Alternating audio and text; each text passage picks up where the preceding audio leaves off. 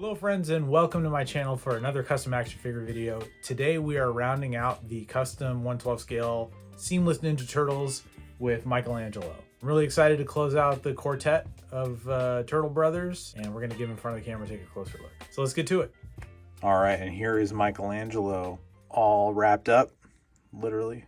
Yeah, and right off the bat, I want to show you. So here he is next to Raph, and you can see that Mikey is shorter. So he's on a smaller body.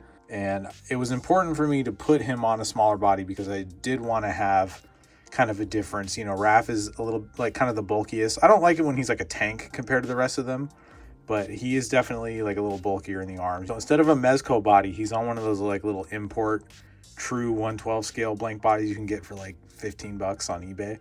I had a couple of those sitting around and was just kind of saving them for when I needed to make a smaller character, and he was perfect for that. You know, as I said in the other videos, check out the Raphael video because that breaks down exactly how I did this.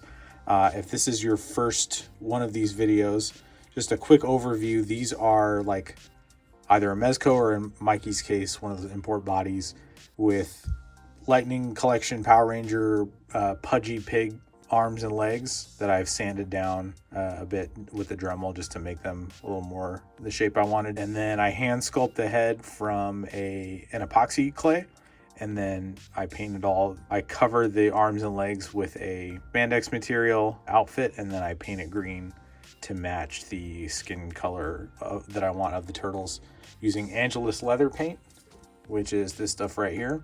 Yeah, and then I make the bandana out of spandex. Now, for Mikey, I couldn't find an orange one, so I had to get yellow, and then I painted it with red washes until it turned orange. I'm really happy with the color. This is exactly what I was going for, and I think it worked out pretty nicely. And I'm going to try something here just to show you how dark the stains are on the wraps, and also I think this will help kind of bring out some of the washes on the mask. I did do a little bit of contouring with it, so like in the middle here it's darker, and here where it ties it's darker, just to kind of give it like a more of a three-dimensional look.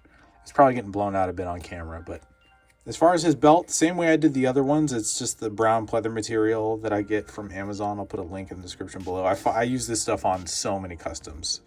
You get a big roll of it for like $7 or $8, and it really comes in handy. I mean, I use it on almost everything I make now, so very handy to have. The shell is hand painted front and back. You know, these are from some $10 like kids bath toys that are turtles with like stretchy bodies, and then I cut the body open and I use it as kind of a unifying piece underneath. For the attachments on his belt, I just cut a couple smaller strips of the pleather, and I made this buckle out of some jewelry wire that I bent into shape, and then I looped it around, glued it in place, and then it actually attaches like where the seam is in the middle of the belt there. And then I just did some chrome paint to make the rivets. The nunchuck holders are styrene straws that I cut into these little pieces and then wrapped them in the pleather. And then I painted the inside so it wouldn't be white anymore, so that it matches the pleather. And then these just kind of slot right in there. And I have them at an angle so that like friction pretty much just holds them in. The nunchucks I made, so I have this figure that came with a chain necklace, and I used it because it was the tiniest chain I could find. And then I took some even thinner gauge jewelry wire. I poked a hole in the top of this wooden dowel with a pin, and then I bent the jewelry wire around the chain and then glued it into the hole so that it's in there pretty tight. And I painted the wood, and then I hit it with a glossy clear coat to give it that sort of lacquered wood look. I went with like longer pieces just because I think it just looks cool when they're like sort of these atypical nunchucks. And I think they scale really well with Mikey, and they look rad in his belt. I really like the way that they kind of stick out a little bit. It kind of is reminiscent of Raphael's Sai, the way they are. But yeah, pretty straightforward. You know, he didn't have a lot of bells and whistles. Now, I know people typically think of Mikey as like he's the party dude, right? And I like that aspect of his personality, but I didn't want to have one that was like stood out too much from the others. Like if you think about when the NECA 1991s came out and Mikey had this kind of goofy grin on his face and the rest of them looked all serious, it just looked kind of silly on the shelf, and it sort of limited what you could do. So I didn't want to have him like smiling or like eating a piece of pizza or something. I know that's kind of the typical way to do it, but like Sophie Campbell, who's written and drawn a bunch of Ninja Turtles comics at IDW, she's currently wrapping up like a 50-issue run that she's written all of and drawn some of. She's a really dear friend of mine, and we talk a lot about the Ninja Turtles, and like she always points out that Mikey's always kind of made to be this goofball all the time when like he has more dimension to him than that, and she likes to depict him that way. And I agree. So I wanted to do kind of a more neutral, semi-serious look to him to go with the rest of them. You know, typically you see him and he's skateboarding and he's got a piece of pizza in his hand and his tongue's hanging out of his mouth. He's sipping on a big gulp or whatever. And I wasn't about to do all that. I mean, your mileage may vary. If you like that kind of Michelangelo, more power to you.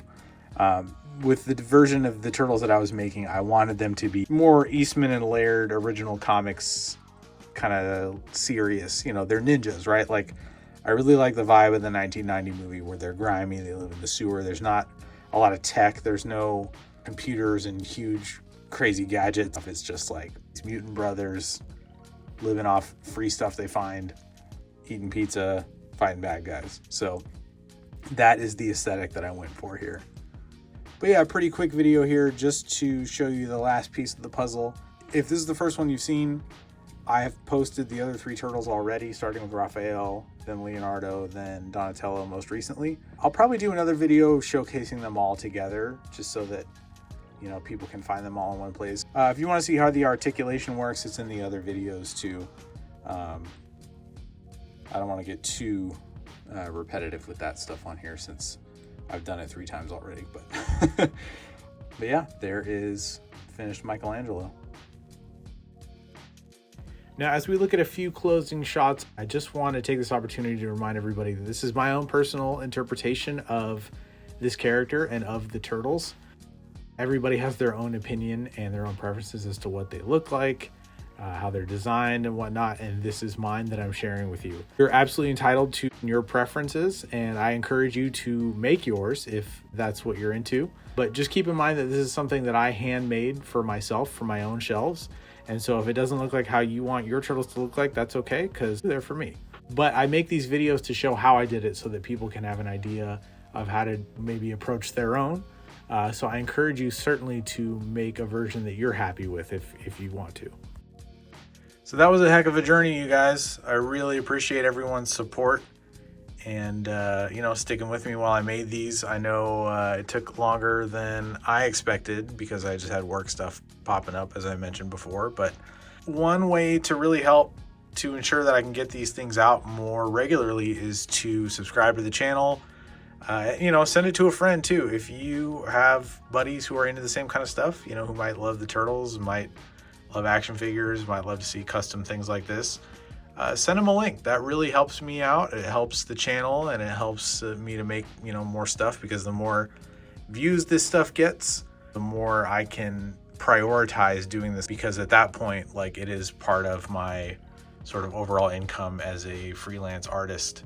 And if I'm actually making something off of these, then I can prioritize making the videos more.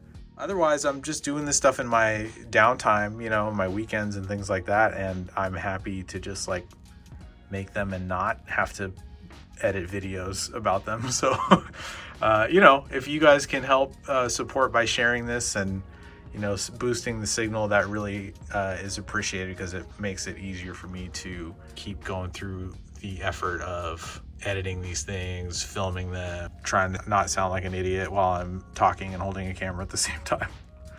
So next up for the Turtles is going to be a more complete display setup. As you can see on these other shelves, I have a, kind of a vehicle and the characters that go with them. That's sort of the main theme of my collection. So I am going to be building them a turtle van. So stay tuned for that. Subscribe if you haven't already. That's the best way to keep up on the stuff that I'm posting.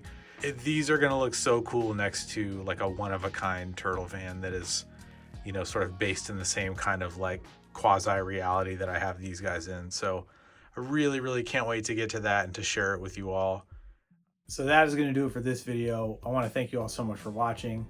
If you're looking for other ways to support this, I've got t-shirts available. My Head on Swivel shirt, as well as several other action figure and comic book themed shirts, are available in my Redbubble shop. If you've never used Redbubble, it's pretty great. You pick the color shirt, the style, and the design you want, and they ship it right to you. Now, if you're not a t-shirt person, but you like comics, I've got several comics and graphic novels available, namely my books High Crimes, Count, and Retroactive. High Crimes is kind of Breaking Bad meets Cliffhanger. Retroactive is like James Bond meets Groundhog Day, and Count is my sci-fi reimagining of the Count of Monte Cristo. Think kind of a, John Wick meets Batman meets Zorro. It's a cool story with swashbuckling action and sword fights and vehicle chases, and it's about redemption, revenge, and revolution. So those are all available at your local comic shop, bookstore, or at the links in the description below. So to everyone who's picked up a shirt already or one of my books, thank you so much. Like, it means the absolute world to me, and I really, really appreciate it. It really helps make it so that I can do this kind of stuff and bring you more videos. Couldn't ask for anything more, so thank you. So that is going to do it for this one. Until next time, keep your head on swivel.